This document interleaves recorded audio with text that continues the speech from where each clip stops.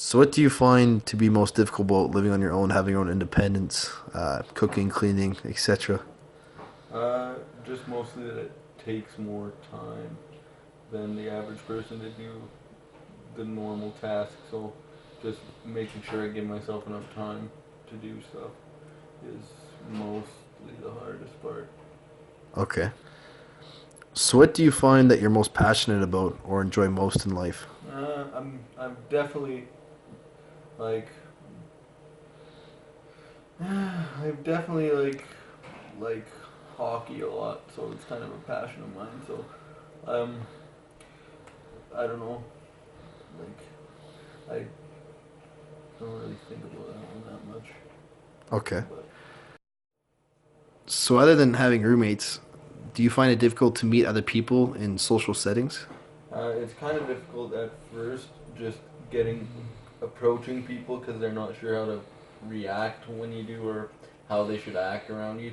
But once people get to know me, they realize that it's a pretty normal thing. So after that, it's not too hard. It's just the first impression kind of thing that's difficult.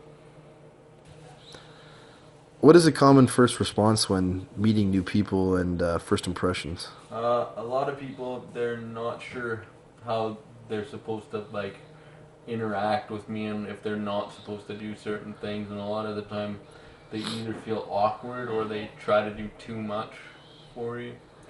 Um, so they'll go out of their way to do certain things that I could do on my own, but it's just because they don't know me and they assume that I need help with everything, and or they're really quiet and not really sure how to go about it.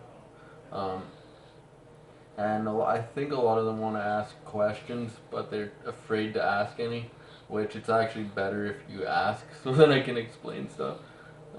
I don't have a problem with questions, so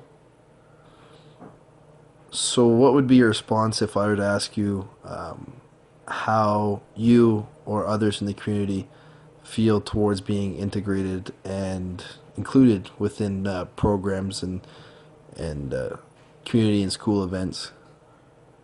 usually in Cranbrook, and in small towns, it's not too bad.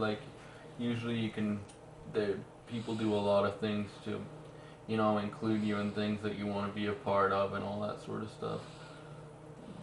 They're, but people just aren't sure how to go about it. So it's not that people don't want to help you do things and be involved in certain things. Just they're not exactly sure how you can be. But for the most part, people are pretty accepting and all that stuff. So, if there was one thing you could tell everyone out there, what would you like them to know about living with cerebral palsy? It's mostly that other than not being able to walk or however it affects you, because it can affect people in different ways. We're pretty normal people, like mentally.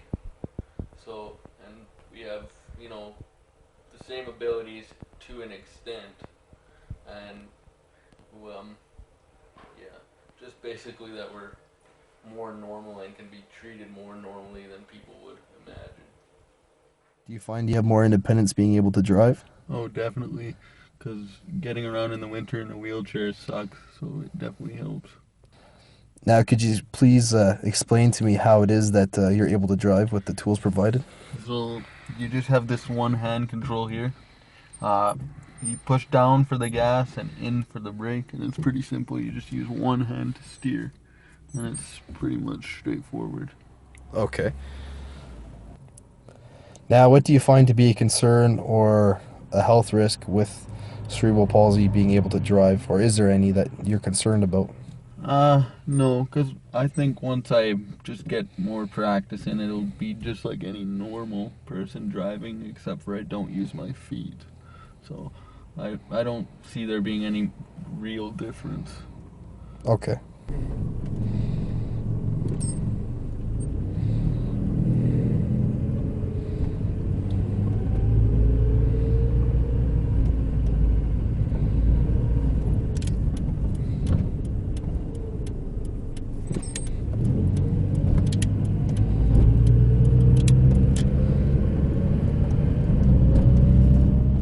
Do you have the freedom to go to the gym when you please and be able to take advantage of the equipment there?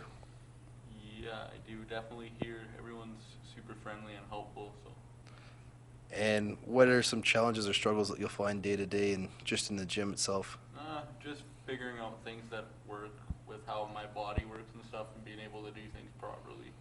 But I have a pretty good routine I've figured out. So And do you find with cerebral palsy that it can create problems or more pain within your life? no, I find it actually helps a bit, um, just to keep everything moving and active and loose and stuff. So it's actually pretty beneficial. Now, in this community, what is there recreationally available for somebody with cerebral palsy to do?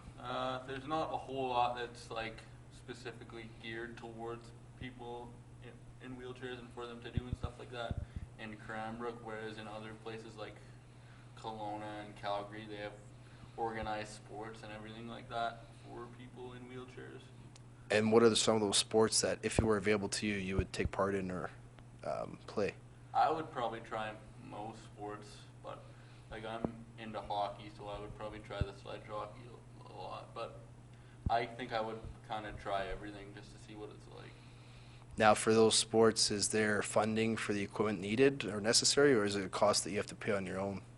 I'm not entirely positive, but I think they do give some funding for it in most places, and like a lot of things they already have the equipment, and you kind of just they let you go and use it kind of thing, because it can get pretty expensive.